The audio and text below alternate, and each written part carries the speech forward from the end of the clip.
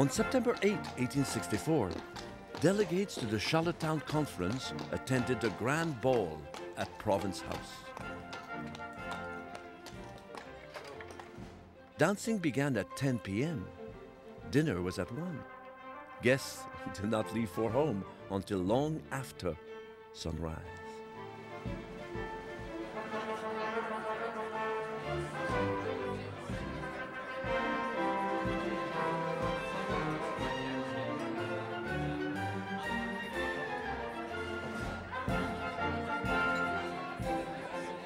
These were Canada's fathers of Confederation, dancing quadrilles and drinking champagne. They were celebrating.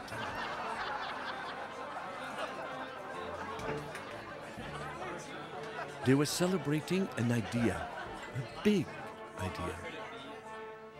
An idea which had taken shape in Province House during the Charlottetown Conference. It was the idea of national unity, of creating a new nation, Canada. No document ever came out of the Charlottetown Conference. Nothing was oversigned. It was simply that the Fathers of Confederation agreed to the idea of a national union. It was an idea whose morning had come in September 1864 in this room in Province House, and it could not have come at a better time. By the 1860s, the United States had become the dominant economic, political, and military force on the continent. By comparison, each of the British North American colonies on its own did not stand a chance against the strength and influence of the United States. To survive with their own law, their own culture, and their own freedoms, these British North American colonies had to create some form of political and economic union. But how to unite? That was the question. How? The coastal provinces of New Brunswick, Nova Scotia, and Prince Edward Island were wealthy enough and independently minded enough that they thought they could go it on their own in what they had called maritime union. Failed negotiations with the province of Canada for an intercolonial railway sparked the maritime provinces to reconsider this union of their own. That was the original reason for the Charlottetown Conference, to discuss the idea of maritime union. What they did not know when they met on September the 1st, 1864, was how big this idea was going to get. The Canadians were coming. When John A. Macdonald, leader of the government of the province of Canada, heard of this conference on maritime union, he had his speeches written and his carpetbag packed. He was sailing on the steamship Queen Victoria from Quebec for Charlottetown, along with Georges-Étienne Cartier and the rest of the delegates from the province of Canada. They had invited themselves to the Charlottetown Conference. They saw this conference on maritime union as a stage on which they could argue the benefits of their own idea, a national union. And that's why Francis Preedy, the housekeeper, was putting a shine on Province House. 26 of them, cooped up all day in one room. Visitors were coming.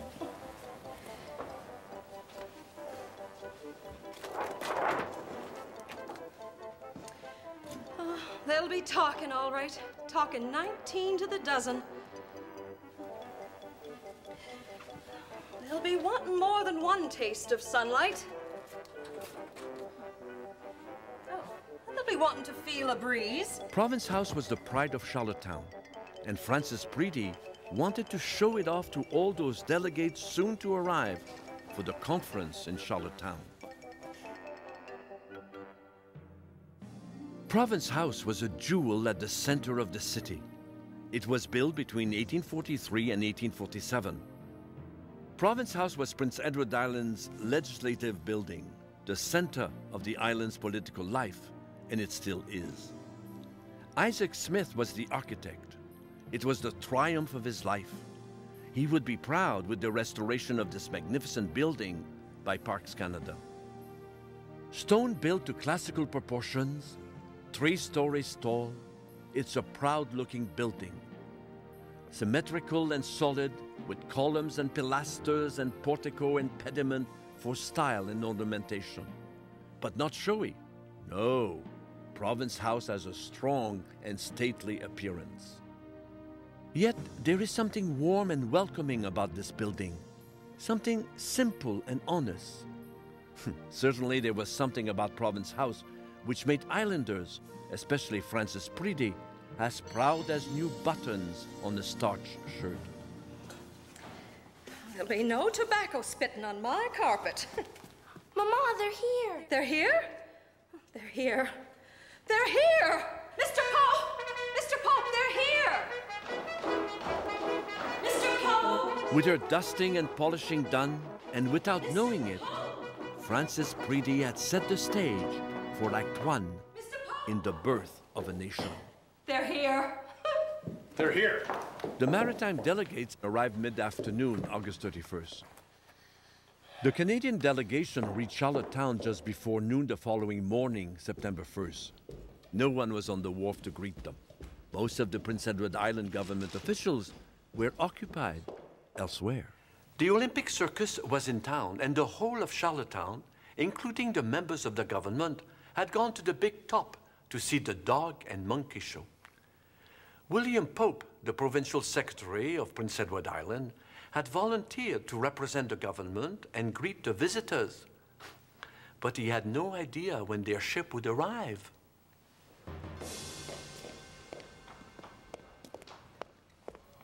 And now he's late.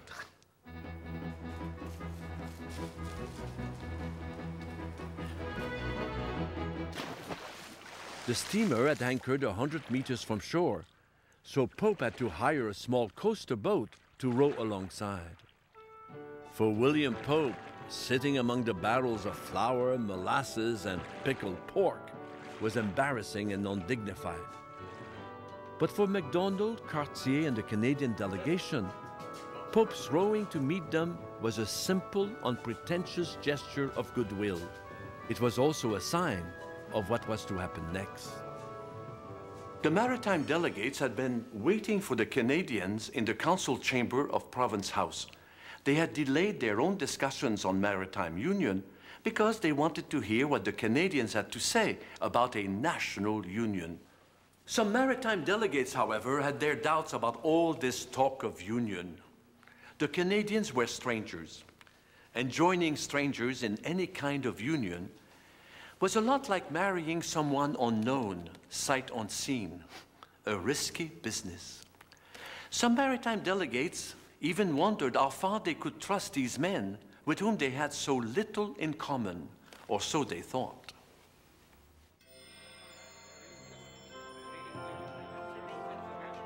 Gentlemen, Canadians. Gentlemen, welcome.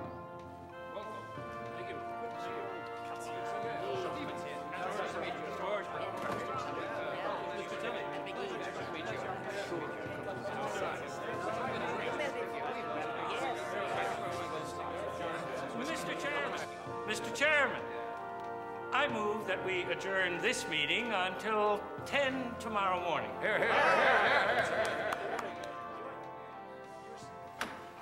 It was as if the delegates had recognized the need for courtship before they could ever agree upon union. It would be a hasty courtship, a one-week whirlwind of dinners and speeches, meetings, toasts, and private conversations.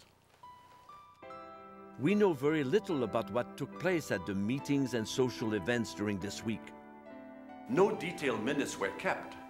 The best first-hand information we have about the Charlottetown Conference is a letter which George Brown wrote to his wife, Anne.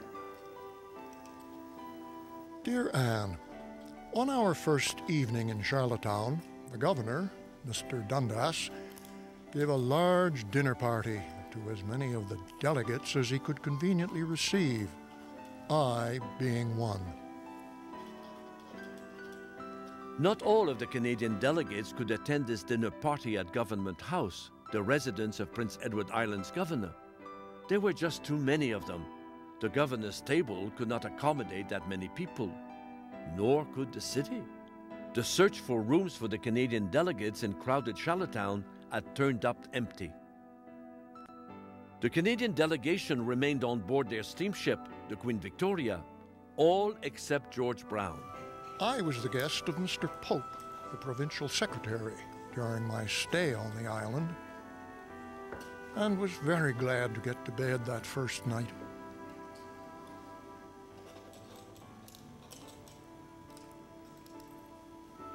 On Friday, we met in conference, and Canada opened with her heavy guns. The heavy guns were John A. Macdonald and Georges-Étienne Cartier. Macdonald was first to address the conference. He was easy in his manner, casual, convincing. Macdonald favored a strong federal government as a protection against external threats and as a means of preserving our own laws, our own institutions, our own freedoms, our own culture. Johnny Macdonald stood before the Charlottetown Conference and openly dared to dream a great dream of one country, one nation, from sea to sea. Cartier spoke next. His passion for a national union filled every word. Cartier defended the distinctive culture of French Canada. He was the living guarantee to all the delegates that local government would survive within a national union. And he too dared to dream a great dream of forming one of the greatest nations on the face of God's earth. This, dear Anne, occupied the time of the conference until the hour of adjournment at 3. At 4 o'clock, at his home called Ardgowan, Mr. Pope gave us a grand déjeuner à la fourchette. A magnificent luncheon of oysters, lobster, champagne, and other island luxuries. This was the icebreaker. The delegates suddenly relaxed with one another.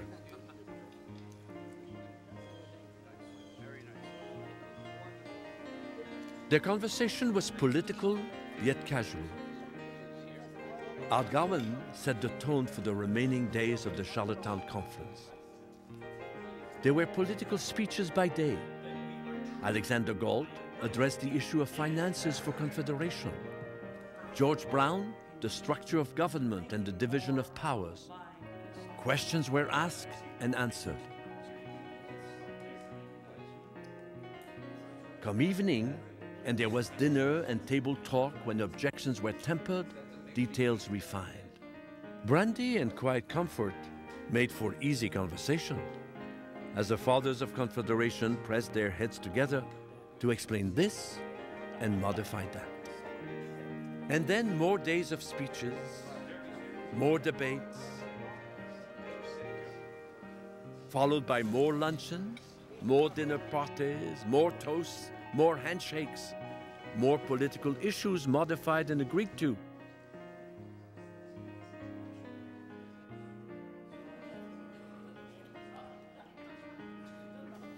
Whether it was the result of our eloquence or the goodness of our champagne, the tongues of the delegates wagged merrily.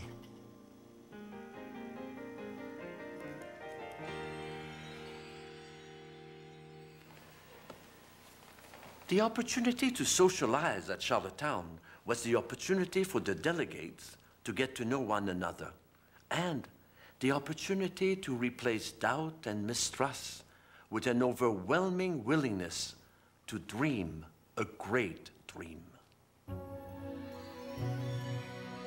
No written resolutions came from the Charlottetown Conference. Nothing was signed. Written resolutions would come the following month on October the 10th, 1864, at the Quebec Conference. The final draft of the legislation took place at the London Conference in December 1866. At first, not all the provinces were in full agreement. Wealthy and independent Prince Edward Island did not find all the terms of Confederation to its liking. Prince Edward Island delayed joining for a few years.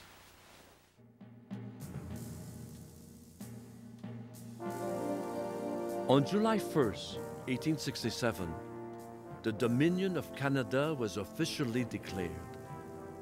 The British North America Act gave birth to a new nation, which eventually would reach from sea to sea to sea.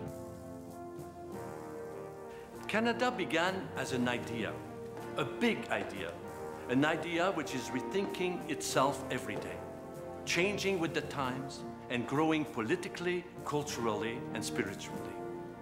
It was an idea which was conceived in this building, and this is why Province House is a National Historic Site. Touch the walls, and you touch the long ago.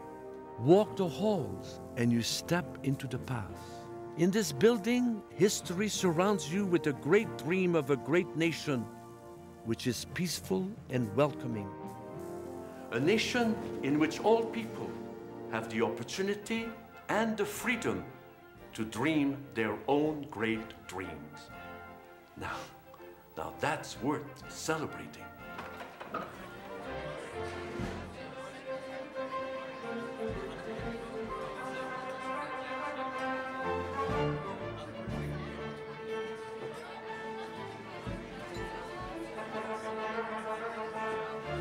They were celebrating an idea, a big idea. An idea which had taken shape in Province House during the Charlottetown Conference.